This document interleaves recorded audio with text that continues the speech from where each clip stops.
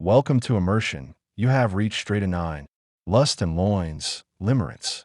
Limerence is a uniquely human phenomenon that new lovers, potential lovers, and sometimes even strangers may experience.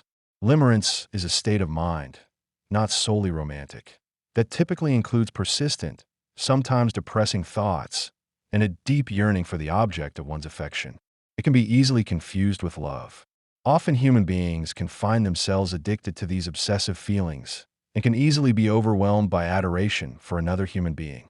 Limerence cannot be turned on and off like a machine. It can come from nowhere and disappear without logic. The experience of this sensory state is proven to be inspiring, connective, unifying, disruptive, and even excruciating, yet it continues to mark the human trajectory of existence through time and place. "Good done deal, Mr. Renike man," said Flex excitedly, privately hoping that his new friend and mentee was not a complete idiot after all. "We leave a dark mind," said Shabra. "Take some time for food and rest. You might need your strength. I will get food." Renike watched her take weapons from the vehicle, knives and a small crossbow. The group is in an enclosure flanked by half-deconstructed concrete walls. There are large metal containers lying around with shrubbery and foliage, trying to make a stand against the man-made environment. Tumbleweed played in the soft wind, searching for a home. Maybelline scurried around searching for food and sniffing the air. She could smell something sinister, the scent of danger, as Renike studied her movements. Flex kicked some redundant ashes by an upturned metal water tank. "I can make us a fire," he said, taking a fistful of old rusty lighters and tinder from one of his huge pockets. His brightly colored patchwork overcoat seemed to store an abundance of useful things. There were small pieces of mechanical paraphernalia, vintage innards from antique items, little motors, motherboards, and old PC parts. There were secret pockets and compartments for weapons, and a waterproof lining held everything together. "Do you take all these items everywhere you go?" asked Renike. "Yes, sir. Some days man done gotta make swapsy trade. And other days, well, there are enemies and they kill for the fun of it. Everything has a use in the zones, brother. You learn that quick here." Maybelline found a water flow from a pipe tucked in the grass and took a long drink. Renike began to pace.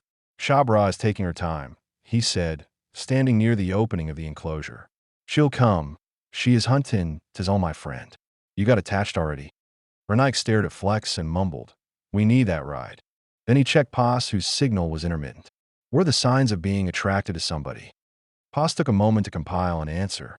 "Do you mean human responses?" Yes, of course humans," Renike replied. Paz continued. "Nervousness around the subject of the attraction. Extended thoughts about the subject. Obsessive thoughts beyond normal curiosity about the subject. Insomnia due to obsessive considerations of the subject. Anxiety over possible outcomes of imaginary scenarios involving the subject. A desire to touch the intimate parts of the subject. Dreams about the subject. Fantasy building scenarios between the human and the subject. Being overly concerned about." "Enough," said Renike, irritated with the voice in his head. Finally, after an hour or more, Shabra returned. She carried 2 dead badgers from a hook on her belt. Renike watched her as she washed a wide, glinting blade under the water that flowed from the broken pipe. Shabra hid a knowing smile as she turned and dried the knife across her glutes. "This water's good. Your rat is a good scout for provisions. We can fill up the tanks and flasks before we go."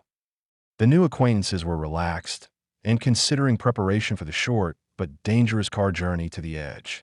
Shabra checked the vehicle mechanics. The doors and metal buttresses worked in perfect sync, and there were 6 exhausts. Everything looked fine. She filled the water kegs and put them in the boot. "Where is the vehicle from?" asked Renike. "I built it," answered Shabra. "From scratch more or less. Well, I had several wrecks and put my butte together. Me and her, we like lovers.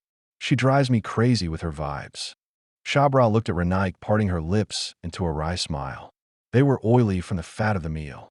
She winked through long dark lashes. Renike felt a thump in his heart, a deep, penetrating surge of something enthralling.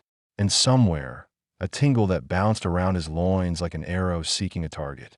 Suddenly, there was a distant high-pitched sound, like a siren or swarm.